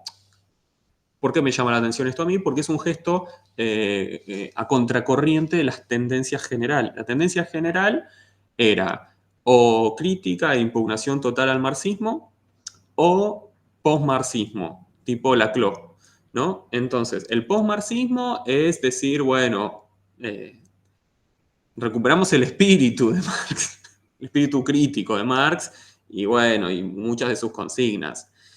La impugnación del marxismo ya es irse para otro lado, directamente otras disciplinas. Bueno, lo que intenta hacer el marxismo que sobrevive, que uno puede poner ahí a Aricó, a García Linera y a Dussel, de distintas maneras esos tres autores están, y hay otros, pero yo considero que es una corriente menor al lado de las otras dos, que fueron las que hegemonizaron el campo, y que los estudios culturales de alguna manera con otros autores participaron de ese proceso de hegemonización del campo crítico, pero a su vez borramiento del marxismo.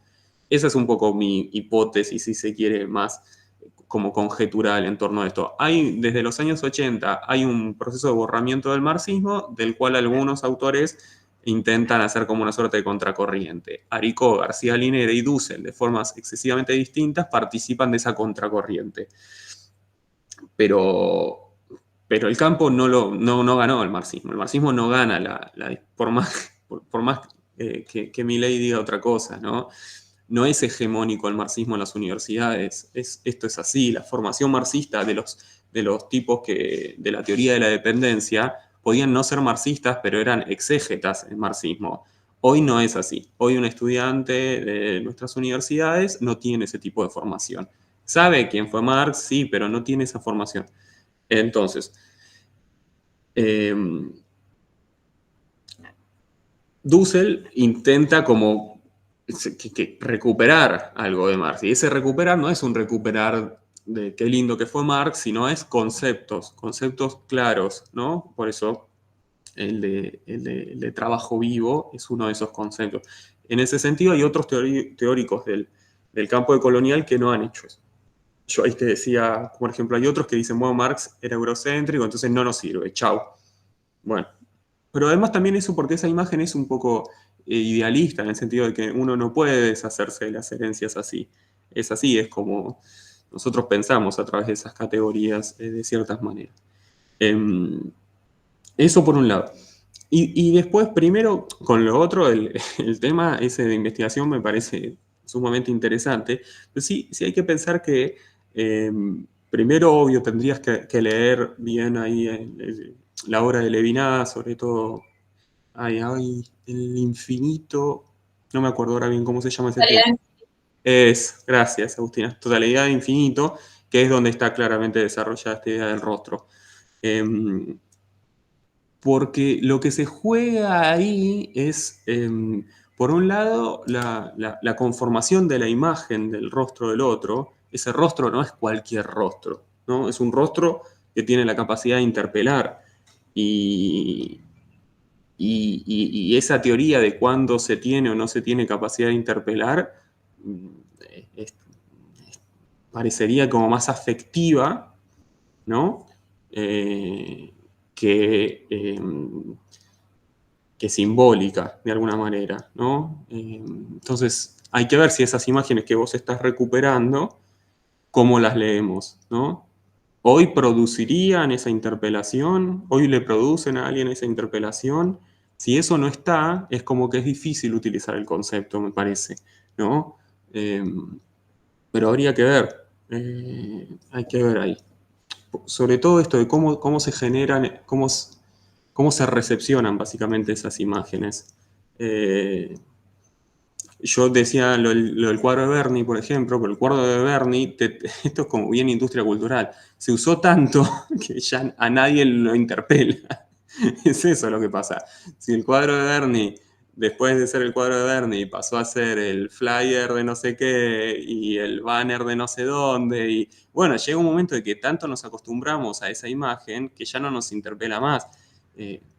Uno podría decir, tengo que volver al original, verlo ahí tranquilo, en silencio, para volver a reconstruir esa interpelación de la imagen del otro, del rostro del otro. Pero si vos lo ves en un flyer, es muy probable que el cuadro de Berni no te llame tanto la atención y te interpele desde ahí, ¿no? Eso bien, por eso digo el problema de las imágenes, ¿no? Ahí como que la industria cultural, los textos de la Escuela de Frankfurt han pensado muy bien ese problema. Bueno, entonces con tus imágenes yo, antes de ver si el concepto sirve, me haría esa pregunta. ¿En qué medida esas imágenes interpelan o no? Si no interpelan, hay que buscar otra teoría, me parece. Ahí también Francisco había levantado la mano. Muy buenas tardes. Agradecer en primer lugar aquí al maestro Parodi por la exposición. Me pareció muy, muy brillante. Me queda una duda. Conozco muy poco de Dussel, así que pido paciencia si no he entendido nada. La filosofía no es mi campo de estudio. Entendía que hay o sea, cuando escribe Dussel, esto casi podría dibujarse con ejemplos muy, muy nítidos, ¿no? Esta idea de centro-periferia, la idea de una modernidad occidental, podríamos casi decir un control económico mediante el dólar, podríamos hablar de globalización, neoliberalismo, pero cuando lo escribe como que casi podrías estar dibujando una fotografía sin verla, ¿no? O sea, solo palpándola, ¿no? Y mi pregunta es, ¿qué ha pasado un buen tiempo desde entonces? Y entonces hay algo que, en mi entender, se desdibuja y me permito desarrollar esto para llegar a la pregunta. Esta idea de modernidad y de centros, cuando Dussel plantea la filosofía de la liberación, plantea todo esto, hablamos entonces de construir a partir de este pueblo, digamos, un mundo donde no haya centros ni periferias. Hablamos más bien de un mundo donde haya diferentes centros, pero un solo sistema. Hablamos de un mundo sin centros, hablamos de que no haya modernidad, de que haya varias modernidades. Y abro un poco ahí la pregunta porque justamente ayer se reunían los BRICS, y decían, bueno, se acabó el acuerdo donde el dólar es la divisa internacional, vamos a construir una nueva divisa entre nuestras potencias económicas. Y a mí me entraba una duda muy profunda porque no va a haber este sistema, ahora va a haber otro. Bajo la misma lógica, pero va a haber otro. Entonces, no es anticapitalista el BRICS, uno puede dibujarlo a China como uno quiera, pero el mundo sigue siendo bajo la lógica capitalista, por más de que haya modelos de mayor redistribución y modelos de menor redistribución.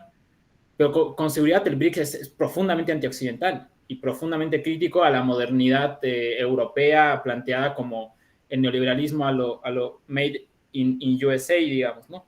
Entonces mi pregunta es si hay algo que, si este nuevo orden es capitalista, pero no es occidental, ¿es anticolonial? Entonces, como ahí retornaba a Dussel para ver si en Dussel hay alguna respuesta, decir, pues no, muchacho, o pues sí, digamos, o depende, ¿no? Pero un poco esa era la pregunta, perdón por dar tantas vueltas. No, está buenísimo. ¿Qué haces, Francisco? ¿Todo bien? Gracias por la respuesta, por la pregunta. A ver, lo primero y después la opinión. En los textos de Dussel, siempre el proyecto, el porvenir, no es tan claro. Y está bien que no sea tan claro. Digo, en un punto, son como las frases de Marx, ¿viste? sería un poco contradictorio exigirle a un pensamiento que todo el tiempo está como sospechando de sus categorías, sospechando de que la teoría tiene las respuestas anticipadas a la práctica, que entonces esto no está tan claro, pero Marx es fundante, que es como que la práctica política es la que lleva el ritmo y la teoría va un poco por detrás, exigirles que tengan como una teoría de la utopía o un programa, lo cual sería, eso hay que exigírselo a nuestros políticos, me parece, como que no le veo tanto como el filósofo no tiene que hacer eso, no debería, y creo que como, viste, Dussel sí es un filósofo, o sea, no, él es un filósofo de verdad, o sea, ¿qué quiere decir eso? Que el chabón está tratando de armar como sistema de pensamiento, incorporando un poco categorías que se riñen un poco con el pensamiento occidental, moderno. Entonces, en ese sentido, ahí es cuando él, si se quiere, abre un poco todo eso. Y después, no sé, la verdad es que se me escapa un poco lo de los BRICS. Yo a priori no diría que es antioccidental, no sé si estoy tan de acuerdo con eso, pero tampoco podría argumentártelo tanto. Lo que sí digo es que, yendo un poco a nuestro tema, la categoría de trabajo vivo es interesante, ¿no? Porque si es la categoría que nos permite, de alguna manera, pensar como índices de explotación en la actualidad, bueno, esos índices, la explotación es moderna, ¿no? La esclavitud no es explotación.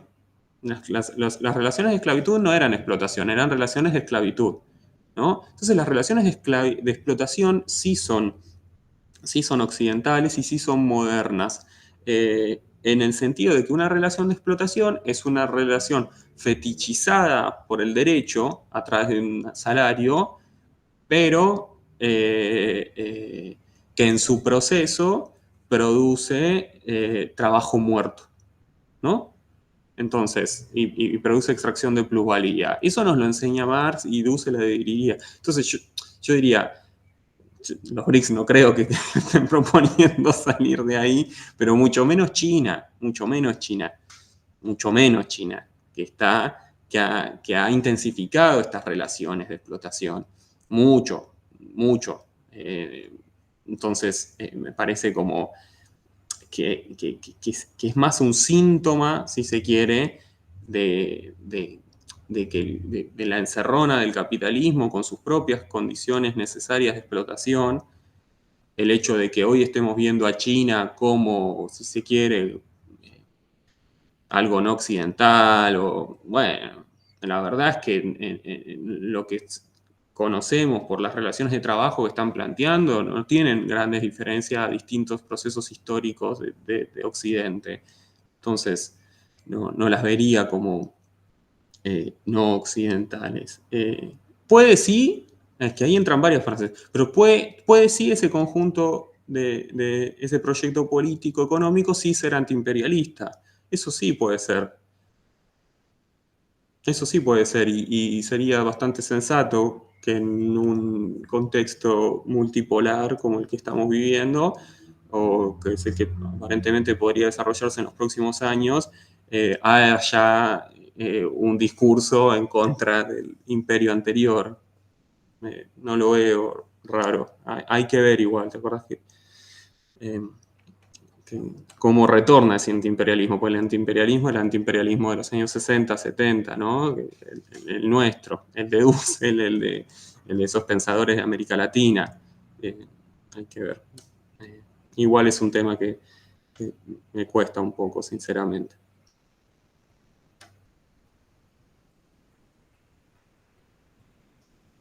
Bueno, deberíamos ir cerrando por un tema del tiempo y que el espacio, si bien es digital, es un espacio compartido con otros grupos. Lo único, sí, de mi parte y de parte también, bueno, de Lectura Mundi y la Secretaría de Cultura, Comunidad y Territorio, justo se despertó mi gata, lo cual es una tragedia. Y del Centro Ciencia y Pensamiento, agradecerles a todas por la participación y por la conversación que nos parece que es sumamente rica. Y obviamente a Ramiro por la exposición, que creo que merece no simplemente haber sido escuchada atentamente, sino también también leída y criticada porque fue fantástica.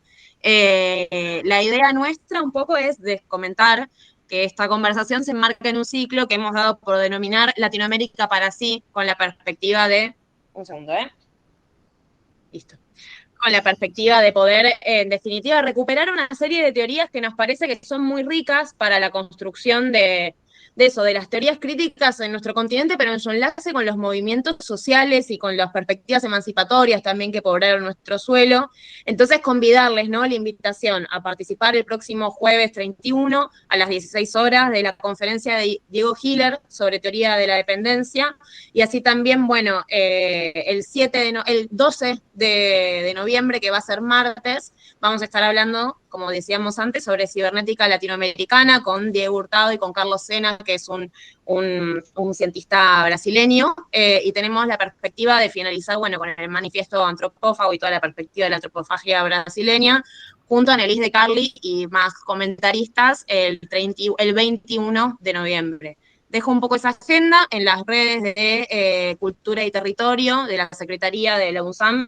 Está disponible, digamos, el enlace para participar. Y nada, de nuevo agradecerles por el espacio, porque en este contexto, para nosotros y para nosotras, la universidad pública es un espacio también de volver a producir un pensamiento fértil para pensar la intervención, y creemos, sin lugar a dudas, que bueno, la disposición nuestra tiene también un poco que ver con aportar a generar esos marcos. Y sobre todo a Agustina y a Ramiro por participar y por coparse también con el trabajo que supone organizar esto. Ramiro. Eso. No, nada, eso les quería agradecer a todos los que estuvieron escuchando y a los que participaron y a los que solo escucharon. Muchas gracias. Y a Agustina y Sol, la verdad, funcionó todo fenómeno, así que muchísimas gracias por la invitación y aquí estamos para lo que necesiten. Valoro mucho la creación de este tipo de espacios. Bueno, muchas gracias a todos y todas por participar.